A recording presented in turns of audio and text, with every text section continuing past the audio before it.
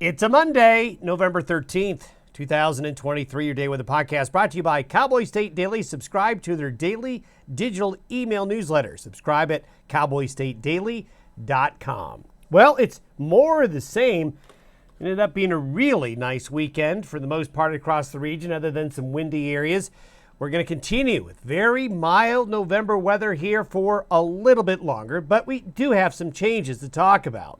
In the meantime, through Wednesday, mild Pacific air dominates the western United States for the most part. We'll see some moisture, but mainly along the west coast. Now, what'll happen later in the week is we actually have a pattern that's splitting. We're going to have a low get stalled out off the west coast, while a cold front comes through the northern Rockies as we get into Thursday and Friday, with that west coast low kind of getting cut off for a bit. That is going to be a little bit of an interesting situation. And then colder weather comes in for the weekend as that west coast low, what's left of it, heads east into the central Rockies. This will bring some rain and snow and colder weather for the weekend, especially you'll notice it getting quite a bit colder Sunday into Monday. Then, it's a good question. Thanksgiving week is weather model chaos, as I'll show you here in a minute. I'm laughing here because the models basically say that Thanksgiving week could end up being downright warm, or it could be downright cold. Flip a coin, right? It's looking to be rather confusing in terms of what we're looking at in the long term. When you see this model chaos, that does mean a change is about ready to happen, a bigger change, but what those changes end up doing could go either way, and we'll show you that here in a minute.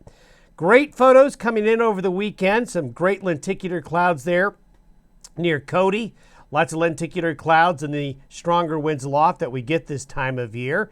And when you have these strong upper level winds, you do cause a lot of wave action in the atmosphere, and you get these. If you remember, a while ago, we had some great Kelvin-Helmholtz wave clouds near the Bighorn Mountains, a year or two ago, and these showed up over the weekend. Thanks, Wayne, for sending these in near Berthoud Pass in Colorado. Just classic wave action clouds there. Don't get to see these very often, and when you do, it's a real treat. The satellite imagery this morning is showing a lot of high and mid-level clouds coming into the Pacific Northwest and the Northern Rockies, Western Canada. Most of this along the coast will be showers, but out here, these are just a lot of high and mid-level clouds. Here is an upper level low. You can see the counterclockwise situation here. Then you see these strong jet stream winds going across the North Pacific. All of this up here is what's going to translate into the changes that are coming later this week, but especially next week. And we'll see what those changes may or may not do. When we take a look at the 500 millibar chart this morning, that swirl of clouds you saw there was the upper level low here. We have basically two systems right here. They're not going to stay together. They're going to split apart. In the meantime, though, southwest winds aloft will pump in very mild air into the Rockies and the high plains. And here we go. These are the temperature anomalies for later today. Very warm for November out across the plain states where you see all those orange and darker red colors there. So it's going to be a very mild start to the week. Now, we talked about these two systems staying apart, and that's exactly what's going to happen here. The upper level low you saw in the satellite imagery is just going to kind of sink south and just stay just off the west coast, while this system breaks off from the main flow. This gets cut off, and then this just races across the U.S. So that low is going to go that way. This low is going to kind of retrograde and be off the west coast, kind of splitting. That makes for the forecast a little bit complicated. So what we'll have is this low here pushing a cold front through later in the week and into, let's say, that Thursday, Friday time frame. So as that happens, that low off the west coast will bring rain to the far northwest coast of California, showers elsewhere, west of the Cascades get wet, but we also, with that front, that low you saw up here on Thursday and Friday goes through, it will produce some areas of rain and snow showers getting a little bit further east. Now this is by the end of the week.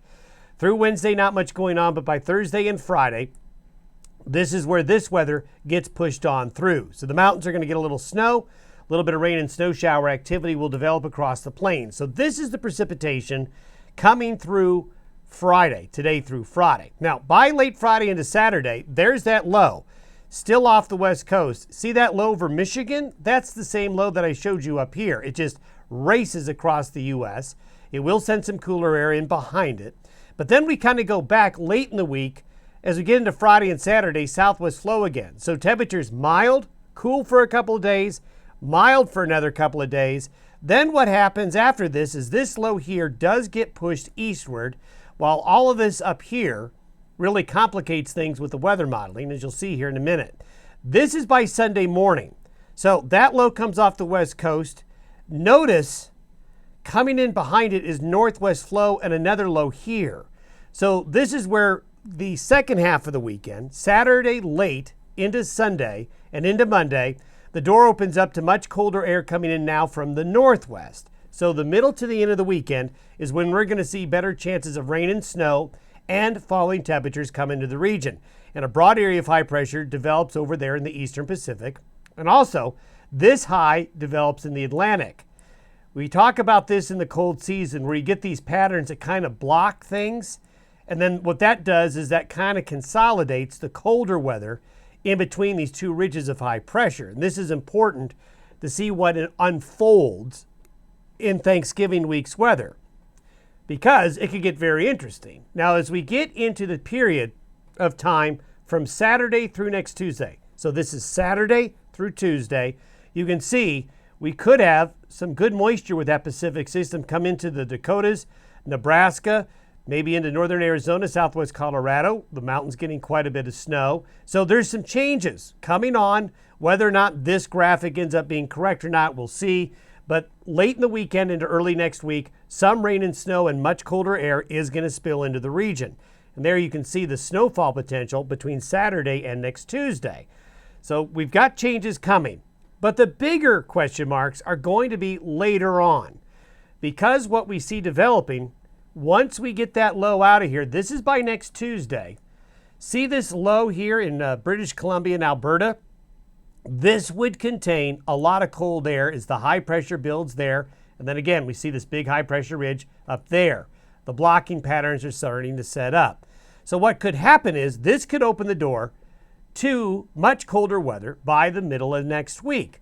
And this is by late Wednesday into Thanksgiving Day, Thursday on the European model. Strong ridge, diving that colder air south right into the heart of the Rockies and into the plain states. This would open the door to the Arctic by the middle of next week. And this is the temperature anomaly, possibly the day before Thanksgiving. That Arctic air would just overspread and really push across the western half of the United States. I say maybe because I'm going to step you through the three major model suites we look at and show you the differences. So I've been showing you mostly the European model. That's the European model for this period of time right here, for as we get into Wednesday and Thursday of next week.